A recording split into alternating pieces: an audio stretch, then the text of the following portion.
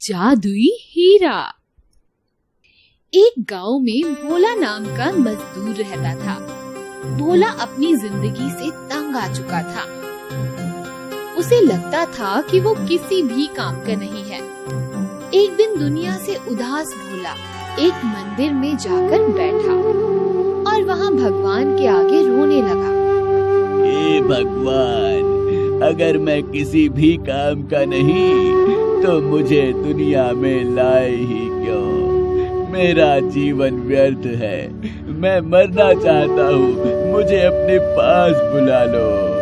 भोला को इस तरह रोते हुए देखकर भगवान उसके सामने आ गए और उसके सर को सहलाने लगे। अचानक से भगवान को सामने देखकर भोला थोड़ा डर गया। डरो मत, मैं सच में भगवान ही हूँ। तुम्हारी बात सुनकर मुझसे रहा नहीं गया। भोला, तुम्हारी जिंदगी कीमती है, तुम इस तरह से क्यों रो रहे हो? कीमती? किस काम की है मेरी जिंदगी? माँ ने कहा तुम ठीक से पैसे नहीं कमा सकते। बीवी ने कहा तुम बस सभी के लिए मुफ्त में काम करो। सेठ जी ने भी अब मुझे कहा कि तुम किसी काम के नहीं हो, तुम्हें कल से नौकरी पे आने की कोई जरूरत नहीं है। मुझे लगता है कि मेरी जिंदगी की कोई कीमत नहीं है। ऐसा नहीं कहते, तुम सच में बहुत मूल्यवान हो। नहीं नहीं, आप भगवान हो, आपका क्या है? मैं तो इंसान हूँ। अगर आपको लगता है कि मेरी जिंदगी सच में कीमती है तो बताइए, मेरी कीमत क्या है? भगवान ने भोला की बात सुनी और फिर उसके हाथ में एक लाल चमकदार पत्थर दे दिया। भोला, एक काम करो, ये पत्थर बाजार में लेकर जाओ और तुम्हें इस पत्थर की सही कीमत मालूम करनी है। अगर तुम मुझे इस पत्थर की सही कीमत बता दोगे तो मैं तुम्हें तुम्हारी सही कीमत भी बता दूंगा।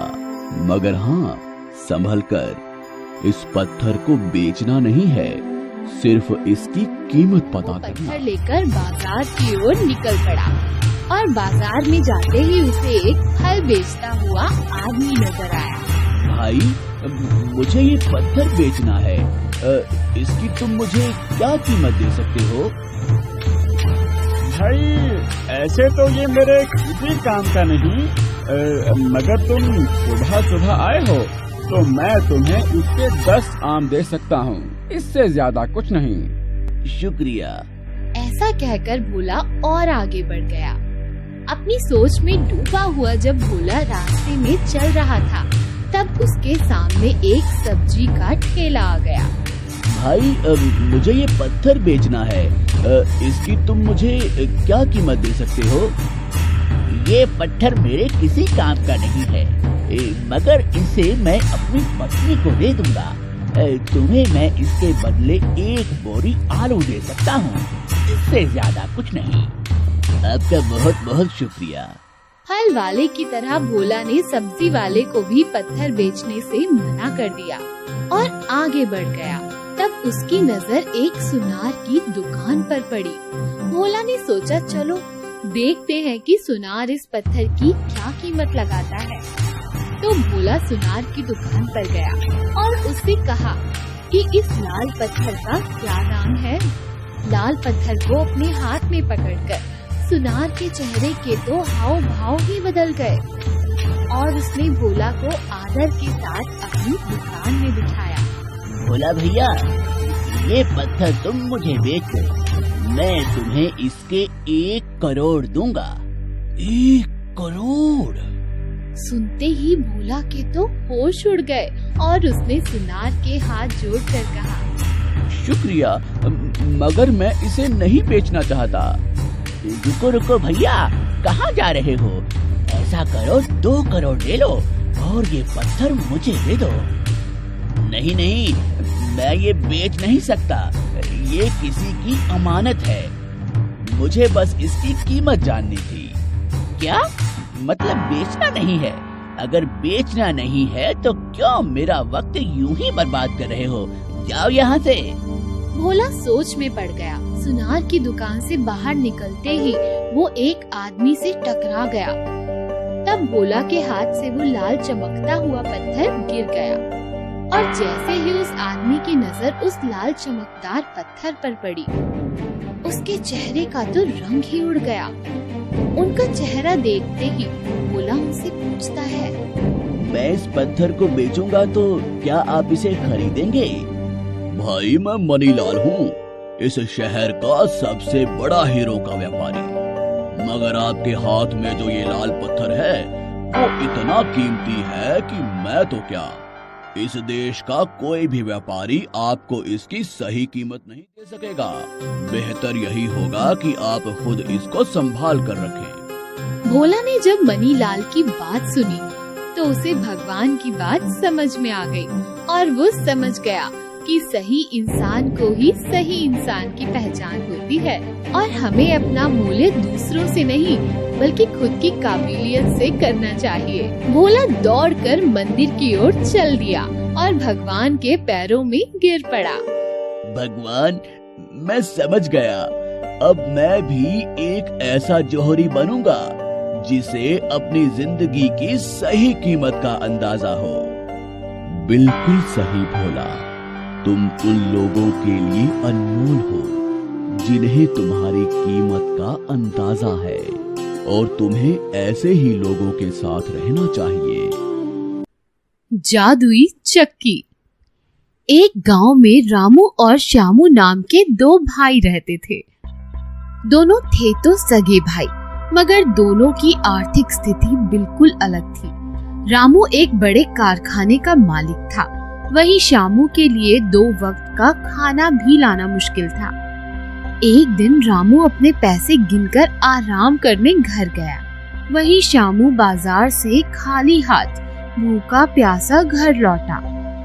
श्यामू को भूखा देखकर उसकी पत्नी ने कहा, तुम जाकर अपने भाई से कुछ पैसे उधार क्यों नहीं ले लेते? अपनी पत्नी राधा की बात सुनकर श्यामू ने कहा, ठीक है, मैं जाकर रामू भैया से पैसे लेता हूँ और कुछ खाने को लाता हूँ। पैसों की उम्मीद में श्यामू अपने भाई रामू के घर गया, मगर रामू और उसकी पत्नी ने उसे बहुत भला बुरा कहा और हथ भिखारी कहकर वहाँ से भगा दिया। श्यामू उदास मन से घर लौट रहा था कि रास्ते में उसे एक प्यासी बुढ़िया मिली। बुढ़ी अम्मा प्यास के मारे रो रही थी। श्यामू से इस अम्मा की ये हालत देखी नहीं गई और वो उसे अपने घर ले आया।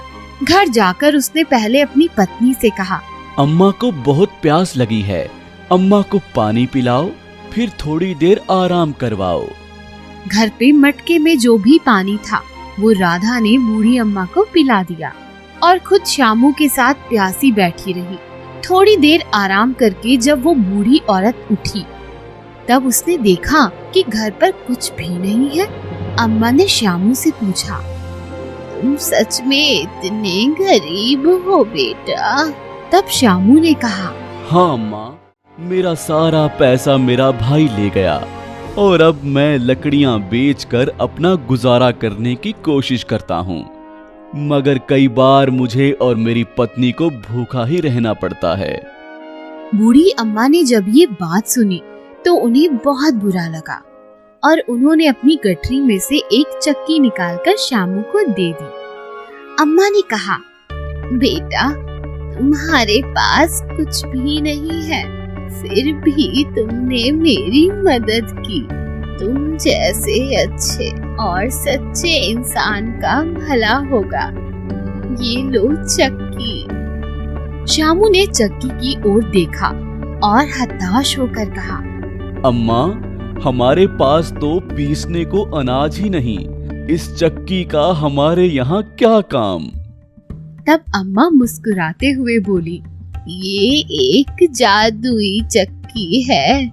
जब भी तुम इस चक्की से खाना मांगोगे ये तुम्हें दे देगी, मगर जब तुम्हें इस चक्की को रोकना है तब इसे एक सुनहरे कपड़े से ढक देना।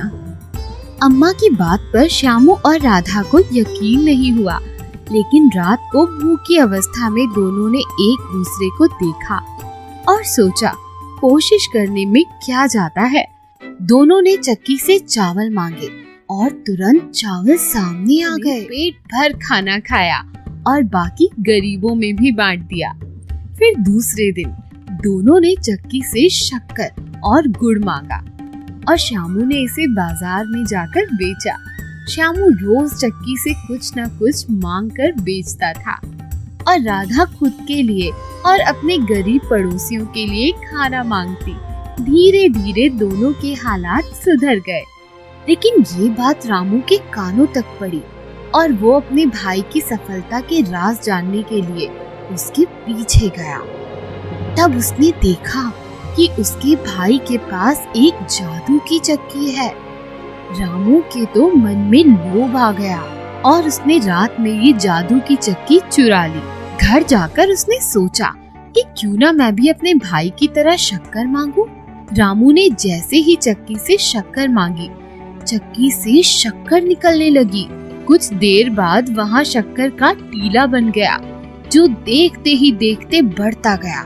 रामू ने फिर चक्की को रोकने की बहुत कोशिश की, मगर चक्की तो लगातार चीनी का टीला और भी बड़ा बनाती जा रही थी। देखते ही देखते चीनी के ढेर में रामू फंस गया और चींटियां और मकोड़े उसे काटने लगे। सभी दरवाजे बंद होने के कारण कोई भी उसकी मदद की पुकार सुन नहीं पा रहा था। वो चीनी के टीले में दबकर मर गया। इस कहानी से हमें सीख मिलती है कि हमेशा जरूरतमंद की मदद करनी चाहिए और लालच से हमेशा दूर रहना चाहिए।